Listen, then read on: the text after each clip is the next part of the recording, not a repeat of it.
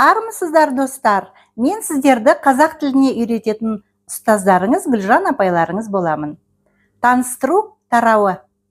Бұл бейне сабақта біздің студент қызымыз Нұриса сіздерді Түркістан қаласымен таныстырады және өзі туралы айтып береді. Танысу жаңа халықаралық әуежайдан басталады.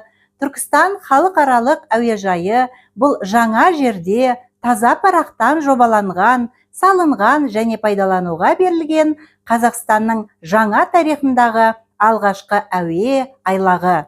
Содан кейін Нұриса Түркістан қаласының жаңа шағын аудандарын көрсетіп, темір жол бекетіне барады.